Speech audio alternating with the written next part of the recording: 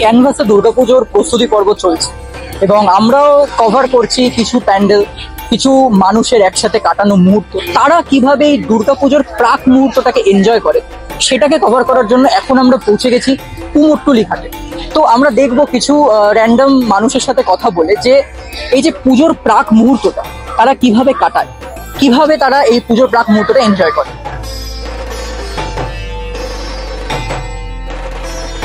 Hello, আগে তোমার নামটা একটু জানি। আমার নাম হচ্ছে শুভদীপ। কোথা থেকে আসছো? আমার বাড়ি হচ্ছে শ্যামবাজার। শ্যামবাজার। কোথা থেকে আসছো? যাদবপুর। আচ্ছা, নামটা? আচ্ছা, আমরা বেসিক্যালি ক্যানভাসে দুর্গাপুজো নামে একটা দুর্গাপুজো নিয়ে শর্ট সিরিজ বানাচ্ছি।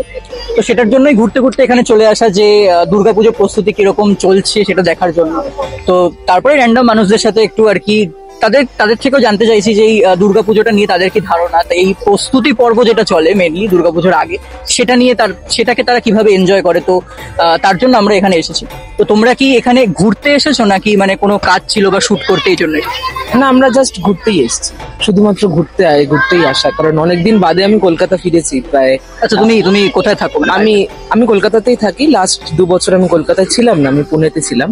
তো এবার অনেক বছর বাদে প্রায় 2-3টে পুজো মিস হওয়া, কলকাতার ছেলে হয়ে 2-3 বছর কলকাতার বাইরে থাকা মানে ওটা একরকমের অভিশাপই বলতে পারি। একদম একদম। তো অনেক বছর বাদে আর কি কলকাতায় ফিরছি, মানে ফেরার পর আর কি প্রথম পুজো অ্যাটেন্ড করছি, তো ভালোই লাগছে বেশ। আচ্ছা, মানে এত দিন বাইরে থাকার পরে এই আবার এত বছর পরে মানে 2-3 বছর পরে কলকাতায় আসা দুর্গাপুজো, তার মানে এক্সাইটমেন্টটা তো অনেক বেশি, অনেক বেশি। অবশ্যই এক্সাইটমেন্ট অনেক বেশি। হয়তো পুনেতে থাকাকালীন ওখানে বাঙালিরা দুর্গাপুজো করছে, কিন্তু হয়তো কোথাও সেই কলকাতার আমেজটা হয়তো নেই। একদম সেই জন্যই আর কি কলকাতার পুজো নেই এই বছর, এক্সাইটমেন্টটা হয়তো অনেকটাই বেশি, অনেক গুণ বেশি। বাহ বাহ। তোমার? আমি এখানেই থাকতাম, আমার এখানেই পুজো, আর পুজোর ঠাকুর দেখাটাই মেন, আর বন্ধুদের সাথে আড্ডা তো রয়েছে। আচ্ছা, এই ঠাকুর দেখার প্রসঙ্গে আমি একটু আসি। তা তোমরা তো মানে প্যান্ডেল হপিং করে ঠাকুর দেখতে ভালোবাসো নাকি ম্যাক্সিমাম একদিন প্যান্ডেল হপিং, বাকি দিন রিল বা মোবাইলে বা ফেসবুকে ঠাকুর দেখা হয়ে যাবে এটা মনে করো? আমার কাছে প্রত্যেকদিন ঠাকুর দেখা। প্রত্যেকদিন বেরো ঠাকুর দেখতে? হ্যাঁ, একটা রুটিন করে যে একদিন নর্থে যাবো, একদিন সেন্ট্রাল কলকাতা, সাউথ কলকাতা, বা যদি সময় হয় কলকাতার বাইরের যে বনদী পুজোগুলো রয়েছে বা বড় পুজো রয়েছে সেগুলো যদি কভার করা যায়, মানে দশমীর শেষ মুহূর্ত অব্দি যতটা পারা যায় পুরোটা কভার করা, এটাই থাকবে টার্গেট। আচ্ছা, মানে ধরো বন্ধুদের সঙ্গে আড্ডা দেওয়াটা এটা তো একটা প্রায়োরিটি, অবশ্যই আমাদের সবার লাইফে এটা একটা প্রায়োরিটি কি এত বছর পরে বন্ধুদের সাথে দেখা হয়, একটা গেট টুগেদার টাইপের হয়। তো সেটা কি মেন প্রায়োরিটি থাকে নাকি এটা প্রায়োরিটি থাকে কি এই যে এত সুন্দর এখন আর্ট কালচারে দুর্গাপুজোটাকে প্রেজেন্ট করা হচ্ছে সেটা যতটা পরিমাণ এক্সপ্লোর করা যায় সেটাই বেশি মানে আগ্রহ থাকে নাকি না বন্ধুদের সাথে আড্ডা মারবো একটু চিল করবো এটাই বেশি আগ্রহ? কোথাও হয়তো দুটোই সমানভাবে সমানতালে রাখা উচিত, কারণ বন্ধুরাও লাইফে ইম্পর্টেন্ট।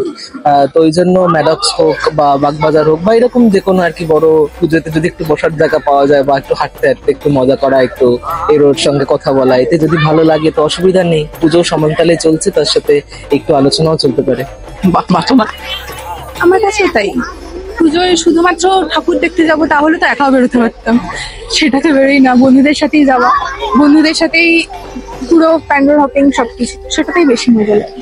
আচ্ছা, আর একটা শেষ প্রশ্ন, আমরা এই তোমরাও এখন ঘুরতে বেরিয়েছো, আমরাও এখন দেখতে বেরিয়েছি কি প্রস্তুতি পর্ব কেমন চলছে। তো মানে পুজোটা আসছে, ঠিক আছে, এই যে মনোভাবটা যে হ্যাঁ পুজো আসছে, এটার একটা অনুভূতি অন্যরকম। 4 দিনে পুজো শেষ হয়ে যায়, তারপরে আবার সেই দুঃখ যে হ্যাঁ পুজোটা চলে গেল, আবার একটা বছর আমাদেরকে অপেক্ষা করে থাকতে হয়। তো কখনো কি এটা মনে হয় বা এরকম মনে হয়েছে যে যদি এরকম হতো যে এই যে ভাইবসটা এটা সারা বছর কোনো না কোনো ভাবে আমরা পেতে পারতাম, যে হ্যাঁ মানে পুজোটা হচ্ছে, সবসময় একটা সকালবেলা উঠলেই যে উন্মাদনাটা যে হ্যাঁ পুজো দেখছি বা এই যে মনে হওয়াটা, এটা কি মনে হয় যে এটা যদি সারা বছর হতো তাহলে অন্যরকম কিছু হতো? যদি প্রত্যেক দিনই আনন্দের হতো তাহলে হয়তো আনন্দের মজাটা পাওয়া যেত না। আমার মনে হয় যে পৃথিবীতে ভালো বাজে দুটো একসঙ্গে থাকা উচিত, কারণ ভালো না থাকলে হয়তো বাজে, বা বাজে না থাকলে হয়তো ভালো, মানে দুজনই একজন আরেকজনকে কমপ্লিমেন্ট করে।